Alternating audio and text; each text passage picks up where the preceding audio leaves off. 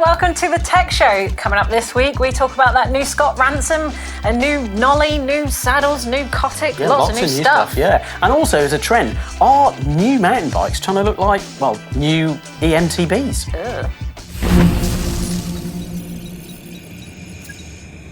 So are mountain bikes trying to look like eMTBs? Because they're all getting a bit burly. I mean, we've seen this new Scott Ransom's just come out, and it looks a little bit like an eMTB. I mean, burly is a nice way. I would say chunk, like you see a cat. You might see a big cat around your neighbourhood, and it's chunk, and it might have, you know, it might have belly drag. I feel like they're getting there. He's thick. Yeah, sure. They are. Yeah, chunk cats. Yeah, okay, so there's a couple of trends coming out. So we've obviously had the Scott Spark, which looked like the Lumen, but it's not just Scott that's doing this. We've had the Santa Cruz bringing out the Heckler SL, which pretty much looked like a Bronson to me. But I think that's almost like the flip by that. I think Santa Cruz have been quite smart in terms of they've kind of like created an aesthetic where it's actually really hard to tell a lot of their bikes apart. And they've got quite a lot of bikes. And you know, they've got like 29ers and mixed wheel sizes, and it's kind of tricky to spot which is which unless you look at the name. Whereas it feels like some other brands have shifted the, well, actually you say that, but actually I was going to say like Specialized, but they've shared an aesthetic where... The stump jumper looks very much like a Turbo Levo, yeah. But I feel like it's kind of, they've tried to make the e-bike look a bit like the kind of acoustic or non-boosted. So what are we saying? Are we saying that lightweight eMTBs are becoming popular because they look like acoustic bikes? Or are we saying that acoustic bikes are getting chunkier to sort of hide the e-bikes a little? I mean, I think that's a big can of worms, and I feel like I would upset quite a lot of people, possibly people in Switzerland, sorry. Oh. Well, I just think there's some bikes, maybe one that we'll discuss later, that I think it's, there's a saying, is it like kind of Fonzie's jumping the shark? I feel like that's what they've done. Google it, it's a bit of a weird term, but essentially it's a sort of a design aesthetic has gone so far, it's now a parody of its own self. I feel like that's where some brands have got to, but yeah. What do you think? Yeah, maybe we should ask the viewers on this one, because there's another... example is potentially the Transition Relay, which I think didn't get enough attention for what it was offering, was the fact that you could ride it as an eMTB or you could ride it as an acoustic. And I think that is a more interesting subject. We keep talking about the fact that e-mountain bikes are exceeding sales in terms of like comparing it to the equivalent acoustic. There's more people getting into eMTB than say enduro as well, and I just think maybe if there was an option to do both in one bike, that is potentially the future. No, we want to sell two bikes. I think you're forgetting that we need to sell more bikes, so it's fine. No, but I think you're right. I think, and that's what's quite nice about some of the lightweight e-bikes. Not that I've ridden them yet, but just put them in work stands. Is that they are a lot lighter. They're easier to live with. I mean, you've ridden one with Jonesy. I think you've probably got more of a handle on what they're like and how they ride. Yeah. But yeah, I feel like it's just a blurring of lines. Yeah, I do think enduro bikes have got sort of burlier and heavier to tackle bigger terrain, and lightweight e-bikes are getting lighter, so you're gonna have a merge. But let's ask what the viewers think. Let us know down in the comments below. Join this debate. Is the industry losing its imagination when it comes to designing acoustics, or are they just trying to hide the lightweight eMTB aesthetic? Let us know down below. Okay, as we alluded to before, Scott Ransom. New one. Okay, the first version was this wild, super long travel bike that was super light as other brands' cross-country bikes. Right. So the new version, it's taken 5 years to come out. It does look like they've spent a long time designing it, or at least trying to hide bits that maybe other brands have got on the outside. Maybe other brands have got them out on the outside for good reason, because I think it's really hard to package lots of things if you're going to run 29er and 170mm travel and have quite short chain stays. But and still a storage box up in there somewhere. Huge storage box. Yeah, it's apparently got a push button release for the big plastic guard. It looks like a sort of moto sump guard, but apparently it's very tough and very good. New 6-bar suspension, which does look wild. Modern geometry, 63.8 degree head angle, adjustable obviously up to 65, 77 to 76 degree seat angle. It's size specific. That's a really nice feature to see. And what's nice is they got rid of that twin lock. Like, I don't know who's riding enduro and double locking out their suspension. But it still has track lock, so it's still got 3 levers. But it ramps up the progression. So you've still unfortunately got a proprietary shock. You've still got a lot of cables and levers. But you haven't, because they're all hidden, so it's all okay. True. Absolutely true, you're absolutely right. Moving on to Knolly's new bike is the Chilcotin.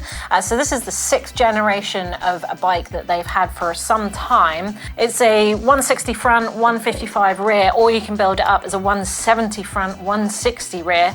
But it is 29er only, although it has been updated to a flip chip, which means you can adjust the headset angle from either 64.25, very specific, to a 63.75, even more specific.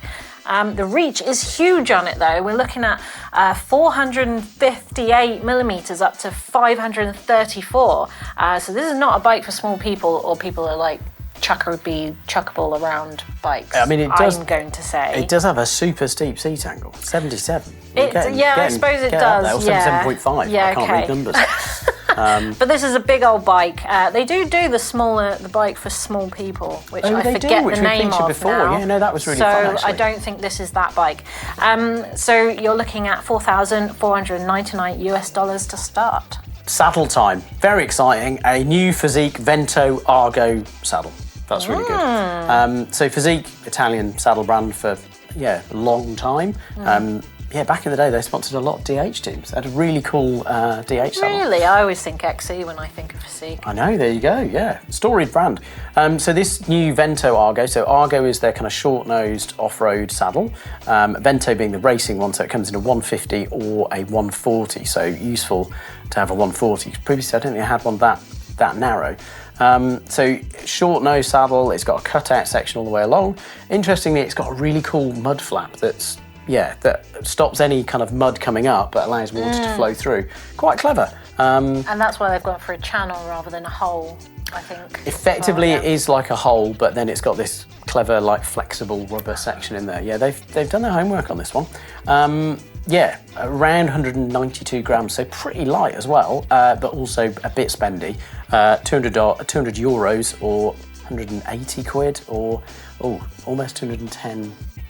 So yeah, steep on pricing, but it is an XC race product, so it's going to be pricey. Now, you may not have heard of this company. It's Arc 8 bicycles, but they've got a bike called the Extra, and this is definitely extra with the new iteration of it, because the rear shock is mounted on rails. Check this out. Apparently, together with a flex stay, it's meant to reduce the shock binding, because obviously there's no pivot, and so apparently the shock won't be twisting in that as it goes through its travel. I guess that remains to be seen. Well, they've done it on their XC bike, actually. Surely they can still bind if it's attached to 2 rails. I think it's got pretty clever. On the XC bike, it's got 2 rails. So we've seen rail systems before. Well, we will have seen them pre-Yeti, but Yeti most famously ran a twin rail setup. I think Jones reviewed it, and he said it was the best feeling bike he ever had. So opposed to having a fixed pivot point where you just arc around that motion, effectively you're sliding on a rail, which means that it kind of does feel a little bit different. But the way that Arc 8 have used it, it does ramp up that stiffness around the shock. So I think it should be quite good in terms of managing how the shock moves in a fixed plane versus having to wobble around. For me, this is the kind of innovation that we need to see. Wow, super light too. It's only 2.2 kilos without shock, but that's about half a kilo lighter than most bikes of that category, I would say. It looks quite skinny for a big hitter, I'm going to say. But yeah, there's options to switch between mixed wheels and 29ers. You've got a storage box in there, no headset cable routing, they've stated, and you're going from small to large, 440 in the reach, up to 500. Starting at €5,999. I quite like that. Slightly cheeky feature next. So get those fingers ready for the keyboard warriors. Cotic have got a new Escapade, quite hard to say, 853 version though. So that's really cool. That'd be really nice. So saves weight, because 853 is a stronger steel, and gives it extra spring. Okay, because they're able to reduce tubing size down a bit, and then it's a bit springier. Yeah. Oh wow! For a small charge, they're offering Custom frame decals. That's really good. I Not mean, that you're Honda just will do reading that this too. for the first time. No, not at all, but that's really good. Throw this show together. No, it's good. Much planning. And then finally, over on Norco's website, you may have noticed if you scroll all the way to the bottom, there is hints of a new site and a new optic coming in February. So I see a new bike. I thought you said a new site. I was like, well, that's why they aren't advertising a new site. A new site. Gotcha. Right, sorry. Yep. Anyway, if you care, check it out. Okay, quiz time. So last week we asked who one of the Atherton's co-founders were previously a co-founder to a different bike company that looked very similar, and the answer was Robot Bikes. Yeah, it was. Well done. You didn't even look at the answer. No. So people out there who got that right, all on the screen now. Massive pride points for you guys. Yeah, well done. And if you were watching that video 5 years ago, we did cover Robot Bikes, or Neil covered it. Neil hasn't even changed in 5 years. That guy is just like, I think he sleeps in a cryogenic freezer. It's got a really good moisturiser program, I think. You That's reckon? what it is, yeah. And mountain biking makes you young. Obviously. So your question for this week is, well, Atherton's weren't the only one to borrow a bike company's design. What company did Scott buy the majority share of so they could use that hidden shot design that you are obviously a massive fan of? Yes, huge, let us huge know fan. down in the comments below. Who was it? Okay, it's time to snoop around someone's garage, and today I've got Jamie from Suffolk, who is clearly a massive Yeti fan. I mean, look at all these Yetis. He's got an Arc SS, he's got an Arc SS turned into a gravel packer, he's got an Arc fattish bike, obviously a big Spengle fan as well. Well, good that somebody is a big Spengle fan. He must have the whole stock. Like, he's got white, he's got orange. Oh, I'm sure if he likes them, then that's great. You enjoy them. They're brilliant. He is enjoying them. Wonderful setup, though. Really Look good. at all of these. And I'm loving the hooking system. This is what really drove me to share this one, is he's got hooks for his wheels, hooks for his tyres, and then he's got this system where he's hanging his bike by a chain and a cut up old, a couple of hooks, but the back one is like a bike rack, you know, like a bag rack on the back. Yeah, okay. That's brilliant. Which is That's really very clever. good. Yeah. And that makes me want to go and cut up my bike rack now and make something that hangs from the ceiling. But that's really cool. Not to mention a healthy obsession with shadow foam, which we always appreciate, right? We do, yeah. Even if I don't have any. But No, that's I okay. don't either. No. But well done, that's very good. Like that a lot. Thanks very much. And if you want to share us your bike cave so we can just snoop around and share it and share our love, then use the uploaded link now on the screen, but also down in the description below. Okay, comments from you guys. And last week we were talking about trends we wanted to die this year, right now. Yeah. I feel like we could add one actually, but yeah, too late. I think you've already said it, mate. Back in the saddle, 4861 says tubeless tyres and sealant, RIP. No, really? no, they're really good. Are we still debating this? Come on, No, back we're in not. the It's saddle. just no. Come on. There's a really good video that someone might have done on how to set them up. Mess-free, could have been. Mess-free. No, it is. So just, yeah, they don't have to be the nightmare that they used to be. They're really good now. Mike Phillips says, something I don't want to see end. Oh, it's 275 front wheels. Yeah, no, I agree with that. The opposite of dying. It is, yeah. To stay. Yeah, well, that's very I good. might actually be having a bike very, very soon. Oh, that's that is 275, full 275. 275. Just Boom. proving it's not dead completely. No, it's not. They're very good. Pavulon says noisy rear hubs are horrible. They should stay in the cities. They should be masking forest noise. Yeah, do you know what? I really don't like noisy hubs. I'm all for the silent hub. Right, I want to okay. sneak up on people in XC races and just listen to birdsong when I'm trail riding. Fair enough. That's me. Okay, or you just keep pedaling. You don't have to freewheel, then you're okay. Oh yeah, good point.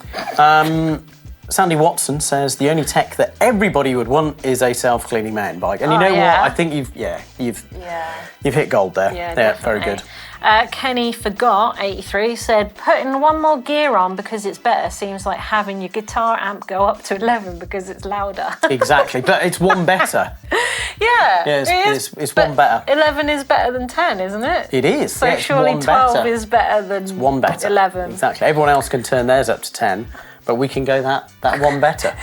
Yeah. Okay, and coming up this week, what we're looking forward to is some pro-level lubing and sealing hacks. And this is me, but this isn't my opinion. I've asked a lot of pros, and these are some things that I don't think many people would know this. So do watch that one on Saturday, because I think it's going to be a surprise Okay. for some. And for a moment, I read this as how to pick a gravel tyre, and I was like, yay! But it's not. It's how to pick a gravity tyre, tread, compound, and casing. It's all explained. I know. That'd be great. It can be a bit confusing. So. It can be. No, there's a lot. 2-ply versus an insert, sidewall. 1.5 ply is out there as well. Okay. Did you even know? I didn't. Anyway, well, tune in on Sunday to find out more about that. But for now, thanks for watching and join in the debate in the comments below about mountain bikes looking like e-bikes these days. Are they?